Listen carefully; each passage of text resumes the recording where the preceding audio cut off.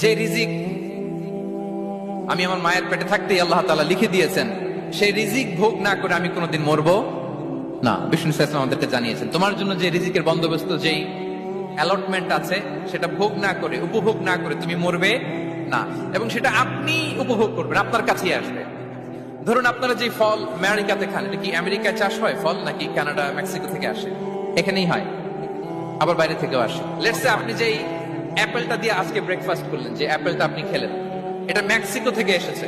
ওই অ্যাপেলটা যখন কুড়ি অবস্থায় ছিল, মুকুল অবস্থায় ছিল, তখনই ওটার মধ্যে আপনার নাম লেখা।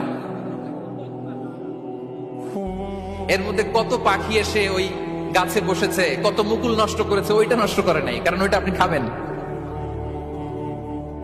ওইটা পুষ্ট হয়ে সুন্দর একটা ফল হয়ে ইম্পোর্টেড হয়ে এটা আমেরিকাতে আসলো, আমেরিকার বাজারে। অনেক মানুষ ওই ফলটা সুপার মার্কেটে যে ধরে চড়ে নেড়ে আবার রেখে দিয়ে চলে গেছে, নেয় নেই। ওইটা সে খাবে না, কারণ ওইটা আপনার রিজিকে লেখা। ওই ফল আপনি নিয়ে আসলেন, বাসায় অনেকে অ্যাপেল খাচ্ছে, কিন্তু ওই অ্যাপেলটা খাবে না, কারণ এটা কে খাবে? সুবহানাল্লাহ পড়তে পারলেন না মজা করে? আল্লাহু আকবার। আপনার জন্য যে রিজিক নির্ধারিত, এটা আপনিই খাবেন। এর মধ্যে আপনি মরে যেতে পারতেন, বাসা থেকে অন্য কোথাও চলে যেতে পারতেন, কিন্তু না, মরবেনও না, অন্য কোথাও যাবেনও না ওইটা খাওয়ার আগে। This is the essence of risk, this is the essence of provision, sustenance. ইন্নাল্লাহ হুয়া রাজ্জাকু যুল কুওয়াতিল মাতিন।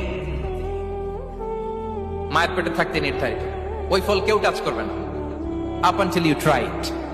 This is risk. এই কথাটাই বিষ্ণু ঈসা ইসলাম খুব সুন্দর করে বলেছেন, লা তামুতু নাফসুন হাত্তা তাস্তাকমিলা রিজকাহা। অন্য বর্ণনায় এসেছে, লা তামুতু নাফসুন হাত্তা তাস্তাউফিয়া রিজকাহা। মানুষের জন্য যে রিজিকের বরাদ্দ, সেটা উপভোগ না করে, সেটা না খেয়ে ওই মানুষ এই দুনিয়া থেকে বিদায় নিতে পারে না। তাহলে আমার রিস্ক ভোগ না করে আমি মরবো না, এবং এটা যেহেতু আপনার জন্য নির্ধারিত, এটা আপনি পাবেনই। এখন এটা কি হালাল পন্থায় আপনি পাবেন না হারাম পন্থায় পাবেন, দ্যাট ইজ ইউর ডিসিশন। আপনার রিস্ক আপনার কাছে আসবে। এটা নির্ধারিত না অনির্ধারিত, বলেন তো? আমি সবার কাছ থেকে শুনবো, রিস্ক কি নির্ধারিত না অনির্ধারিত?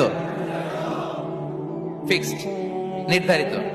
ফর এন এক্সাম্পল, ধরুন আপনি সারা জীবনে 1 কোটি টাকা ইনকাম করবেন। কয় কোটি?